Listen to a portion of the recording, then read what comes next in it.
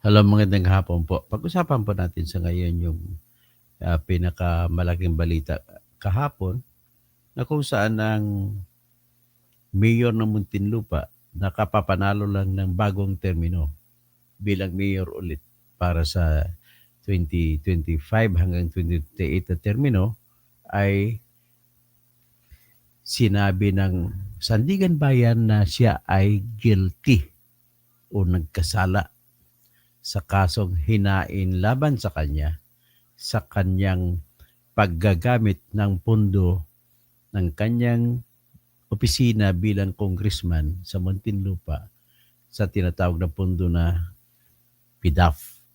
Ang ibig sabihin po ng PDAF ay Priority Development Assistance Fund. So ngayon, para mabigyan ko ng konteksto ito, nais ko lang ipaalam sa inyo kung ano ba ang sistema ng pondo sa bayan. Sa ating bansa po, sa konstitusyon natin ng pinakamataas na batas, nag-uutos po na walang maaaring maigagasta mula sa kaba ng bayan kahit piso kung walang batas na katumbas. Okay. So ang PDAF, ano bang sinasabi ng PDAF? Sa PDAF po yan, sa panahon ng mga 2007, 2008, so panahon ni Noynoy Aquino, ay nag-uutos na may kani-kanyang pundo na 75 million pesos o 70 million pesos sa bawat congressman. Sa mga bawat senador naman ay 200 million pesos kada taon ang pinupundo para sila mga senador sa kanila ipapatupad mga proyekto nila. So ngayon, kung batas ang magsasabi, hindi pwede magkakaroon ng pagkakataon at bawal sa konstitusyon na mismo yung mga congressmen ang magsasabi kung saan gagastahin at saan ipapatupad ang pera. Okay? So ngayon, sabi ko, ang obligasyon lamang po ng mga congressmen at mga senador ay magpalabas ng batas at maglalagay ng pundo at magsasabi kung saan gagastahin base naman po sa rekomendasyon ng mga ahensya ng gobyerno. So pagkatapos nila mailagay, ang magpapatupad po niyan ay ang Office of the President. Ang Office of the President sa pagpapatupad ng lahat ng mga pundo na binabanggit sa ating Kongreso sa pamagitan ng tinatawag na National Budget o di kaya General Appropriations Act ay ginagamit niya yung Department of Social Welfare and Development para sa mga pundo sa ayuda, ginagamit ang DPWH para sa pundo sa pagpagawa ng mga kalsada at tulay, ginagamit din ang Department of Health para sa pundo na nilaan para sa mga kalusugan at mga may sakit. At ginagamit din ang Department of Education sa pagpatupad ng pundo para sa mga maestra, pagpatayo ng mga school buildings, para sa bibigay ng mga sweldo ng mga lahat ng mga kawani ng Department of Education. So kasama sa kawani diyan, pinakamaraming kawani diyan ay mga teachers. At siyempre pa, at kailangan meron silang eskwelahan. Pag sinabi mo eskwelahan, kuminsan nangangailangan niya ng pundo para ibili ng lupa para patayuan ng school. Pero malimit po, maraming beses na nangyari na kagaya sa aking lolo, na si Isayas Catalunya, doon po sa amin sa Coronadal, ay nagbigay ng lupa kapalit ng sa gagamiting eskwelahan, kapalit ng pangalan niya, lagay doon Isayas Catalunya Elementary School. So ngayon, ganun po ang proseso sa ating batas. Una, gagawin mo na ng mga congressmen at senador ang batas. Maglalagay ng pundo, saan ang gagastahin, pero walang bawal sa batas, bawal sa konstitusyon na mismo congressman magsasabi kung na actual tapos na yung budget, bawal sabihin nila na, oy, dito mo ilagay yan. Kailangan doon pa lang bago ilabas yung batas mula sa Kongreso, nakasabi na kung saan gagastahin. Ang problema nito sa panahon ni Noynoy, actually hindi na sa panahon ni Noynoy, in fairness sa lahat ng mga congressmen, kahit sa panahon pa ni Cory Aquino, panahon ni Marcos Sr., naglalaan mga congressmen natin ng pundo para sa ganitong proyekto na tanging si congressman lamang magsasabi kung saan niya igagastahin. Bawal na po yan. Nagdesisyon po yung Supreme Court na sundin ang konstitusyon na dapat walang partisipasyon ang mga congressmen at mga senador para magturo kung saan gagastahin ang pera. Well, kahit na bawal, ginawa nila yan. Hanggang ngayon actually nangyayari. Yung mga pundo nila ng akap-akap ni Romualdez at saka mga AX, sila ang nagsasabi ng guarantee letter. Yung guarantee letter po na binibigay ng mga congressmen at mga senador, bawal po yan sa batas. Bakit? Ibig sabihin po, walang sariling desisyon ang DSWD kung sino ang bibigyan ng akap, sino bibigyan ng mga ayuda sa AX, at sino bibigyan ng MAIP ng mga tulong para sa pag-ospital. Yan po ang equivalent. Bawal ang guarantee letter. Pero natunghayan po natin noong nakaraang election 2025. Ewan ko, yung kaibigan ko to, si Pelianyo. Yan, taga Muntinlupa. Kung nakatanggap ba ng, may kilala siya nakatanggap ng pera, nakalagay AX at saka AKAP, pero galing sa mga opisyal na tumatakbo. Sigurado ako meron dyan sa pangalan ni Presnedi. Kasi si Presnedi ang congressman. So, ngayon, kung ganun ginagawa, bawal po yan na sila mag-desisyon kung saan nila ko gagamitin ang pundo. Kailangan paglabas ng Kongreso, kompleto na ang batas na naglalaan na sa Felian nyo kung saan gagastusin. Okay? Hindi po pwede na magtatanong pa kung saan ba talaga gagamitin. So, yan po ang batas natin. Ito, pag-usapan natin ngayon si Rufino Biason. Ngayon siya po ay mayor na siya ng Muntinlupa. So, tinitingala siya ng mga taga Muntinlupa na hinalal sa mayor kasi maganda ang kanyang pamamalakad bilang congressman ng Muntinlupa. At kapalit nun, hindi na siya kinalaban ng dating mayor na si Jaime Presnedi. Pero mind you, kahit kasuhan nyo ako ng libel, pareho lang yan sila corrupt, si Rufino Biason at si Jamie Presnedi. Pasensya na sa mga naging kliyente ko dyan sa Muntinlupa na sobrang pagsaludo kay Presnedi. Pare-pareho lang po sila ng corrupt. Pero ang pagkakaiba lang nila, si Biason nahuli. Si Presnedi hindi pa nahuli. Yan lang po ang pagkakaiba nila. Pero anyway, alamin natin bakit sinabi ng Sandigan Bayan na guilty si Rufino Biason. Pero bago ko ipaliwanag, base po ito sa desisyon ng Sandigan Bayan ang aking binabasihan. Ipakita ko sa inyo ang desisyon ng Sandigan Bayan. Nais ko lang din sabihin na sa nangyaring ito kay Rufino Biason, sinira niya ang pangalan ni Pong Biason na tatay niya, na hero ng EDSA, People Power. At siya ay naging chief ng Armed Forces of the Philippines at kaisa-isa na galing sa Philippine Marines na nagiging chief of staff ng Armed Forces of the Philippines. So, yan po ang nangyari dito. So, ito po ang nangyari. Ikwento ko na lang muna kung anong ginawa ni Biason dito. Una, meron po pundo kasama si Rufino Biason sa mga congressmen na nagpundo ng pera na tag 70 million bawat isa sa kanila. At pumayag din siya na pupunduhan ng 200 million ang bawat isang senador. Okay? So, ganoon po nangyari. Senador din ang tatay niya noon ng araw, si Pong Biason, pero wala kang narinig na alingas-ngas na yung PDAP naman ni Pong Biason ay ginamit sa mga Napoles style. So ganito ginawa ni Rufino Biason.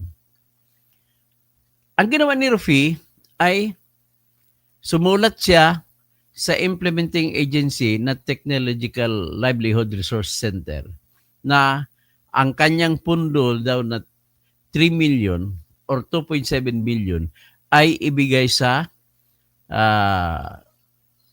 non-governmental organization ni Janet Napoles. Sumulat siya. Sumulat siya kay Dennis Cunanan na hepe ng TLRC. So dahil doon sa sulat na yun, ay sinabi niya, naibigay doon, naobliga naman ngayon si Dennis Cunanan na nilipat ang pundo. So ibinigay po yung pundo ng sa pamamagitan ng SARO. Tandaan niyo po, ladies and gentlemen, hindi po pwedeng mangyari na ilabas ang pundo ng land bank. Hindi po pwede magbibigay ang land bank ng pera kung wala pong utos galing sa Department of Budget and Management. Ano yun ang pag-utos? Sa pamamagitan mo ng utos na tinatawag na Special Allotment Release Order.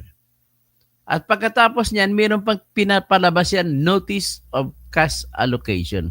Na ibig sabihin, yung SARO dapat may NCA para laanan na ng pundo. Ano naman gagawin natin sa utos ng pundo nilabas kung walang ilalabas? Kaya dapat magpaparis yan. Ang Notice of Cash Allocation na mayroon ng pundo at saka yung SARO na Special Allotment Release Order. Ang nagpapalabas po dyan, ulitin ko lang, Department of Budget and Management. Sa DBM na side na yun, ang panahon na yun si Mario Rilampagos. Evidently, may kutsabahan na nangyari at pinayagan ni Mario Rilampagos na ilabas ang SARO.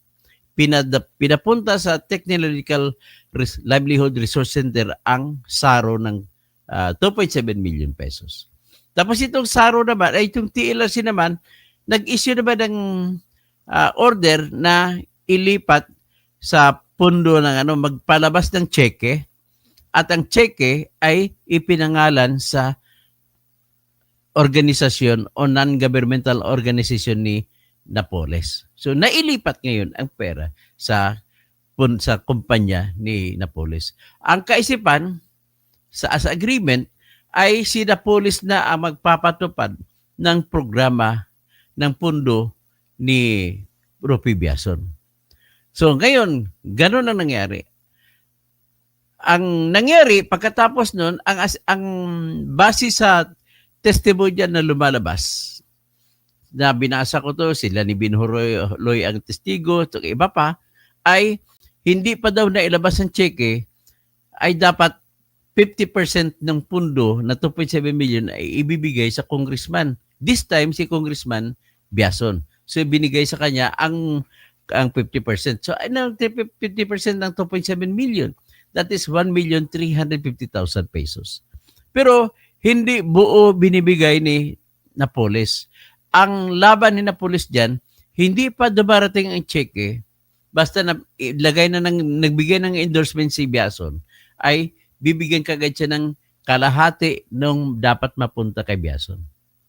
So, ang kalahati ng 1,350,000, ibibigay kagad yan, Janet Napoles kay Biason.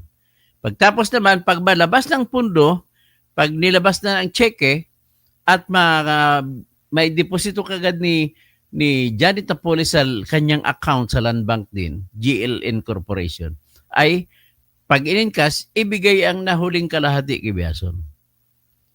Ladies and gentlemen, ang nangyari po dyan, ginagawa po ni Napoles ay pinipiki po, kunwari nabigay sa mga tinatawag na beneficiaries. Alam niyo ba beneficiaries? Yun ang mga taong nakalista dapat puntahan ng mga proyekto, ng mga pundo.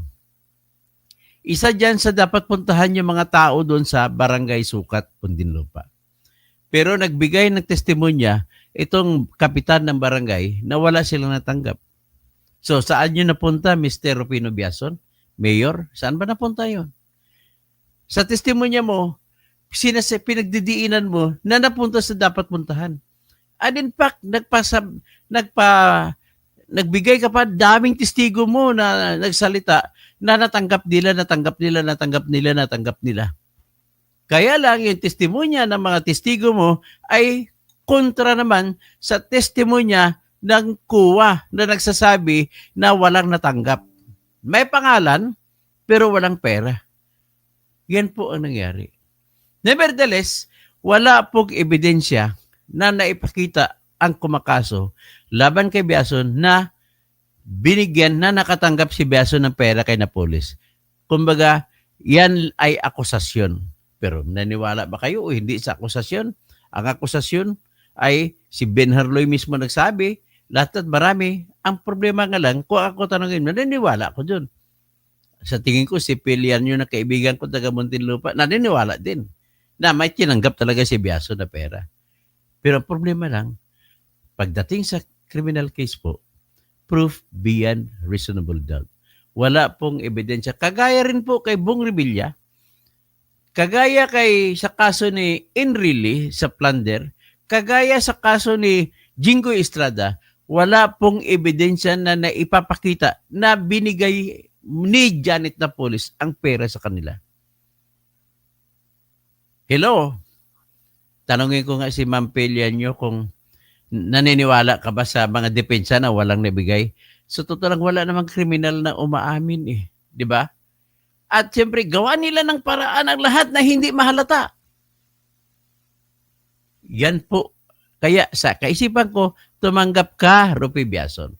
Huwag mo na akong gawin na grade 1. I was not born yesterday. I was born only senior citizen na ako ngayon. So, alam ko na yung mga kalakaran. Naging reporter pa ako, naging editor ako ng People's Tonight. So, alam ko po sa pag-iimbestiga ko na alam ko na ano mga diskarte ninyo. Na kunwari wala kayong natanggap. Pero sa totoong buhay, mayroon kayong natanggap. So, anyway, dahil walang ebidensya na nakatanggap si Rupi Biason, acquitted siya, absuelto siya sa kaso kung nakatanggap pa siya o hindi. Ang tawag doon, malversation. Ang malversation po na salita ay batas na yan ang tawag kapag ang ninakaw ay pera ng pamahalaan, malversation ang tawag. Pero kung ang pera ay pera ng pribadong tao, ang tawag theft. Kung hinold up mo, robbery. So, nagkakaiba. Alam niyo na ngayon, ang malversation, kapag ang ninakaw na pera ay pag-ari ng pamahalaan, ang tawag niyan malversation. Pero kapag ang pera ay pag-ari ng pribadong tao, ang tawag niyan, dalawang bagay lang, pwede. Hold up na robbery ang tawag. O di kaya, theft. So, ito na ngayon. Dito na papasok. Dito siya na kitaan. Dito na huli si Biason. Inamin niya na sumulat siya kay Dennis Cunanan na sinasabihan niya sa sulat niya na ibigay sa kumpanya ni Janet Napoles ang pera. At bahala na si Janet Napoles magpatupad. So ngayon, inamin naman ni Dennis Cunanan na dahil sa sulat ni Biason ay binigay niya. At sinabi pa ni Dennis Cunanan, siyempre gusto niya pagtanggol sarili niya, Dennis Cunanan. Sabi niya, wala siyang pakialam niya, wala akong wala akong partisipasyon sa pagnanakaw ng pera ng ganun. Kaya pinangalandakan ni Dennis Cunanan sa kasong ito sa kanyang testimonya na sinunod labang niya ang utos ni Rupi Biason na ibigay kay Janet Napoles ang pera. Ang sagot naman dyan, pangkontra na naman ni Biason, no, hindi kita inutusan. Nag-request lang ako. Kung maaari, ibigay mo kay Janet Napoles. Ang sagot naman ng korte, no, wag na kayo ang sulat na yan, pakunwari lang na sulat yan. Pero ang totoo, kasi sa ilalim ng batas, ay kayo ang ginawa ninyo na batas na kayo ang masunod kung kanino ibigay ang pera. Kaya dahil dyan, pinroklama ng Sandigan Bayan na guilty si Biason sa hindi makatarugang pagpili na bakit kumpanya ni Napoles ang pagbigyan. Bakit? Ano dapat? Sinabi ng Sandigan Bayan na pwede mangyari na a private person, private organization o foundation ang magpapatupad ng pundo. Pwede, sabi ng Sandigan Bayan. Pero dapat idinaan mo Pelian nyo sa bidding. Ang tanong, nagpabidding ka ba, Rupi Biason? Nagpabidding ka ba, Dennis Cunanan? Kung sino sa mga foundations ang pwede magpatupad ng proyekto mo? Ang sagot, walang bidding na nangyari. Kaya doon nadali, huling-huli si Rupi Biason. Inamin niya, hindi kagaya kay Bong Revilla na depensa, hindi po ako pumirma niyan ng endorsement letter. O yan. Anong tawag yan? Forgery defense. Ganon din kay Jinggoy. Hindi din daw siya sumulat. Ganon din kay Enrile. Hindi rin daw siya sumulat. Kasi si Enrile naman, ang ginawa niya Pelianyo, may inutusan siyang tao na kunwari, binigyan niya ng authority na siya na isusulat sa kay Dennis Cunanan. Ganon din kay Jinggoy. Kunwari, dinaan doon kay Pauline Theres Labayen na kanyang chief of staff. Ganon din kay Bong Revilla na kunwari ang sumusulat talaga niya kay pagpalo up dyan ay si Attorney Richard Amba Cambe. Kawawa naman yung mga ito, yung mga taong kinasangkapan nyo, convicted lahat. Tapos kayo hindi. Okay, absuelto siya. Si Bong Revilla lalo. Si Jinggoy absuelto na rin. Pero may iba pa siyang kaso na natira, na iwan. Si Enrile, pinakamalaking magnanakaw, pinakamatandang magnanakaw sa buong mundo. Absuelto. So, yan po ang nangyari dyan. Yan po ang katotohanan. Ang totoo, para maniwala kayo sa akin, siyempre marami akong buzzer na sabihin nila, ano lang yan, imbento mo lang yung kwento. O ito, para maniwala kayo na hindi imbento, ito yung desisyon ng Sandigan Bayan. Ipapakita ko sa inyo. Binabasa ko po ang desisyon ng Sandigan Bayan para malaman nyo na totoo talaga ang aking binabanggit. Ayan, nakita na ninyo. Ayan ang kulay asul. O dalhin ko yun sa pinakamataas. Kasi dito, yung kwento tungkol kay Rupi Biason nasa page 117. Ito sa pinakatitle nyo, Sandigan Bayan, Special 7th Division. Case number is B-16-CRM-0249. Ito po yung ang kaso na kung saan na patunayang nagkasala si Rufino, Rosano Rufino Bunuan Biazon. So Bunuan pala nanay niya.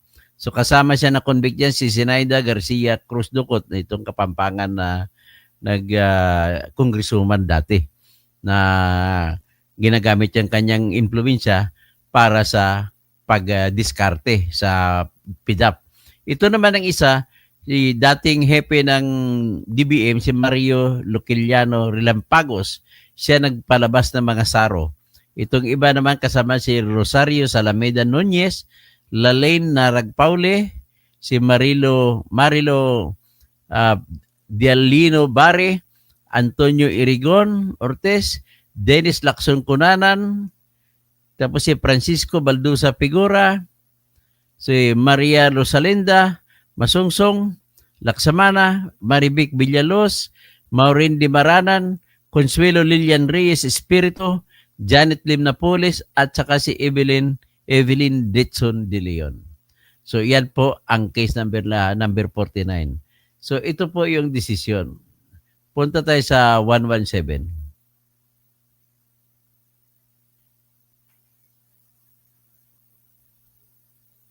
Page 117 ang sinasabi ko. Para makita ninyo yung sinasabi na ang aking kinikwento ay patungkol, ay totoo. Ito po yan, page 119, 118, 117. Diyan nagsimula ang diskusyon, page 117. Pupunta tayo ngayon sa kay Rufino Biazon. On Biazon, siya sabi the information asserts that accused Biazon unilaterally chose and endorsed Philippine Development Foundation Incorporated. Yan ang foundation ni Janet Napoles. Operated and controlled by Napoles as project partner in implementing a livelihood project for barangays in the Lone District of Muntinlupa, which was funded by Biazon's Priority Development Assistance Fund in the total amount of 3 million pesos. Covered by special allotment release order in disregard of the appropriation law and its implementing rules and or without the benefit of public bidding as required under Republic Act 9184 and its implementing rules and regulations, and with PSDFI being unaccredited, hindi pa accredited to and qualified to undertake the project.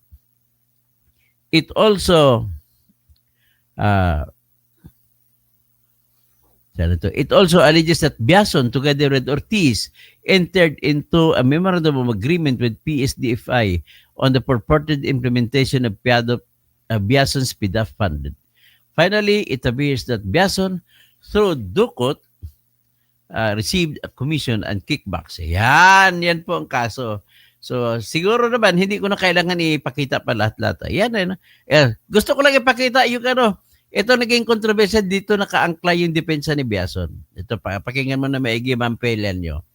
Sabi ni Biason, ito daw yung sulat niya kay General Ortiz. This has reference to my Priority Development Assistance Fund under SARO number ROCS-0707433 dated October 10, 2007 in the amount of 3 million pesos. May I respectfully endorse Philippine Social Development Foundation Incorporated, yun ang kumpanya ni Napoles, as the lead project implementing agency and will coordinate with your office regarding the execution of the project for the Lone District of Muntinlupa. So, ang nagkatalo-talo dito sa tanong, ang endorse ba na salita, ibig sabihin, utos o hindi? Sabi ng Kansadigan Bayan, ay, katumbas na rin ng utos yan. Kasi ninagay ninyo na tanging ikaw lang ang pwede magsabi kung kanino dalhin ang pera. Ayan, Sabi ng Sandigan Bayan, for Biason to diminish his endorsement to a mere recommendation goes against the context of the above letter. So sabi ng Sandigan Bayan, this letter practically supplanted the role of TRC as implementing agency by selecting PSDFI as the lead project implementing agency, which TRC could only assist and facilitate the processing of documents for the immediate implementation of the project. In Bilhica versus Ochoa, yun sinabi. Kaya, ang sinabi talaga ng Sandigan Bayan, huwag mo utot mo, parang gano'n huwag mo na kaming lukuhin, gano'n ang nangyari. So, Mr. Rufino Biason, you are my friend, but the problem is friendship is less than the interest of the state. I dedicate this vlog to Mr. Mardi Infante. Kasama ko yan sa People's Tonight, pero lagi akong binabas. Kaya lang, kagaya sinabi niya, tungkol yung kay Kakdak, naniniwala sa kay Kakdak. Sabi ko, bakit ka maniwala dyan? Unang-una, hindi pwede mailabas ang 1.4 billion na pondo sa para pagbili ng lupa na gustong bili ni Arnel Ignacio kung walang pagpalabas ng tinatawag na SARO. So sino ang palabas ng SARO? Si Miss Pangandaman, si Amina Pangandaman na secretary ng Department of Budget and Management. So ibig mo pa sabihin, Mr. Mardi Infante, ay binigyan ni Arnel Ignacio ng pera si Secretary Pangandaman para ma-enlist ng 1.4 billion? Hindi naman pipirma si Pangandaman kung walang authority or consent galing sa, walang board resolution galing sa OWA board. Kaya kung ako tanungin mo, duda ako dyan sa mga patutsada ni Kakdak. Kakdak is Kakadel Kakdak. Ano yan biro mo, paano nangyari na opisyal pa siya ni Noynoy Aquino. Tapos nagbalimbing na naman siya, opisyal na naman siya ni Duterte sa OWA, ginawa siyang administrator. At ang assistant niya si Arnel Ignacio. Pagkatapos, pumalit ng administrasyon, andyan pa rin siya. Ibig sabihin, ganun kasipsip. Yan po ang aking ebidensya na si Kakdak ay walang kwentang tao. Nag-imbento. Hindi man lang siya nagpakita ng ebidensya laban kay Arnel. Kwento lang siya ng kwento. Okay, ganyan lang Mardi Infante. Sige, hanggang dyan na muna tayo. Magandang hapon po sa inyong lahat. At Makril, Mamaril, good PM dyan Toto. From Buena Vista. Wow, from Buena Vista, Agusan del Norte. Kanus akak umabalik diha. Si Kuduma sa Jordan reacts. Engineer Toto, paano po yung nanalo si Biason? Wala siyang kalaban sa pagka-mayor Walang lumaban. Sana tumakbo na lang si Romulo Ison. Engineer Toto Kausing, yung pinakamatandang mandarambong sa Pilipinas kinuha pang advisor sa Malacanang. Grabe, Di bakit? Alam mo ba, Engineer Romulo Ison, ang dahilan kung bakit kinuha ni Bongbong na advisor yung pinakamatandang magnanakaw sa buong mundo? Si Enrile.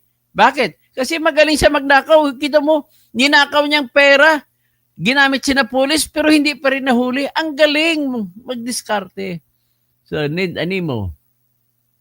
Kaya pinapatawa mo ako sa salitang Enrile. Ay, totoo naman yan eh. Larry Ruga, engineer, dapat isama sa kulungan sina Bong Jinggoy at Enrile. Ang kupad kasi ng justice. Eh, problema sa justice natin po, system, this I have been advocating. Alam ko maintindihan ako ni Engineer Mulo Ison.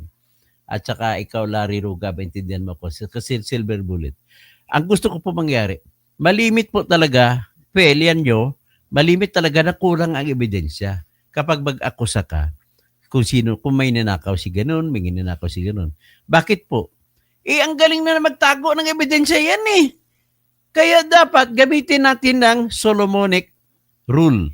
Ano yung Solomonic Rule? O ikaw, para maintindihan nyo ibig sabihin, di ba alam niyo si Solomon na pintong siya sa kalagayan na hindi niya alam kung sino ang nanay, totoong nanay sa dalawang nanay, na nagkiklaim na siya ang nanay ng bata. Anong ginawa ni Solomon?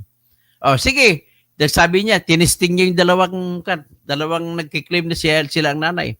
Hatiin na lang natin yung batang buhay na yan, hatiin natin sa gitna. Ang isa ibigay ko sa iyo, ang isa ibigay sa iyo. Sabi ng isang babae, mahal na hari, hindi na po, wag mo na pong hatiin, ibigay mo na lang sa kanya po. Nagkaroon na ngayon ng ideya si Haring Solomon. Kung sino ang nagpaparaya, ang ibig sabihin, ayaw niya masaktan ng bata. At sino ba ang totoong tao na ayaw masaktan ng bata? Ay kung siya yung totoong ina. Kaya nakapag-desisyon si Solomon na ang tunay na ina kahit walang birth certificate, walang dokumento, na ang tunay na ina ay yung nagparaya.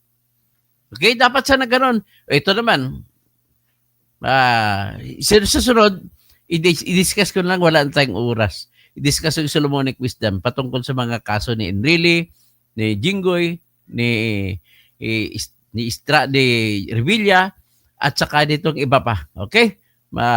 Larry Ruga, dapat isama. Sabi niya, Silver Bullet, si Biason still alive. Si Biason na Pong, hindi ko alam kung buhay pa. Ay, taga Muntinlupa Kape. Buhay pa ba si Pong Biason? Hindi mo alam. Alamin mo nga. Tessie Isley, huwag kang babarkada sila. Magkabarkada daw sila Enrile, Bong at Revilla, Jingo Estrada. Tapos, so kung sinong tell me who your friends are and I'll tell you who you are. Kung ang friends mo ay magnanakaw, di magnanakaw ka rin. Parang ganun eh. Roberto Llubina, magaling mga lawyer pagdating sa PDP. Ganun ba? Silver Bullet, maayong hapang doktor to. Pelianlo, ingat. Roberto Llubina, yung 60 billion na pondo para sa flood control project. Camarines, Camotes News. Tam, kamusta ka na dyan? Ed Tan, Pikes Tolo, sabi ni Ed. Grace Lorio, kwento mo yung 51 billion ni Pulong. Wala po ako nakita kwento niya 51 billion ni Pulong. Actually, kung ako tanongin mo, kwento pa lang hanggang ngayon niya. Maghanap ako ng ebidensya pa. Philip P. Sagalia, yan ang style ng plunder. Bulok ang mga elected officials. Tama po kay Philip. Malit Boy, nice. Dr. to Antonio Benitez. Good day po. Oy, Antonio, kano mo si RBE Benitez na bagong boyfriend ngayon kuno ni Ivana Alawi na kinasuhan si RB na congressman ng Bacolod na ng bawsi ng kanyang misis na si Dominic Nicky Lopez. Yan ba yan? Dominic ba yan? Yung asawa niya Lopez. So abis niya sa laki ng inutang ni PBM, bakit halos wala tayong nakita. Totoo, in fairness, konti lang inutang ni Duterte noong 2017 at 2018. 330 plus billion lang. Pero bakit maraming proyekto? Build. Pero ngayon kay BBM, ang inutang niya, hindi bababa sa 500 bilyong piso, kalating trilyon kada buwan. So ngayon, noong nakaraang taon, ay umutang siya 1.6 billion. The other year, 2023, si 1.6 billion din. Ngayon, umabot na halos 1 billion ang inutang. wala pa rin ako nakita na proyekto. Maganda pala Felix Beto, Atty. Toto, magandang hapon po. Paki-shout out. Oh, yeah. Kay Papa, Daddy Bert, shout out din ako kay Engineer Ayan de la Cruz. Bon Ryan, ikulong na. Ay, umaapi na pa kasi si Biason, Maria Milagros Honke, nakakasawa na makinig tungkol sa korupsyon diyan sa Pilipinas. Wala ka magagawa. Ito lang laging kwento, pabalik-balik. And yet, nakakasawa, pero bumabalik-balik. Tals Acevedo, daming proyekto kasi mga Chinese contractor, meron kurakot, digong, hindi lang si digong kurakot, tas mas matindi mangurakot si Bongbong Marcos. So Kristan, tagal na po patay. Patay na pala si Pong Biason. Ibig sabihin, gusto niyang bumangon sa kanyang libingan para sampalin si Pong Biason, si Rupi Biason. Agent Ford, ansak ka sa Mamaril. So hanggang dyan lang muna tayo ha. Magandang hapon po sa inyong lahat.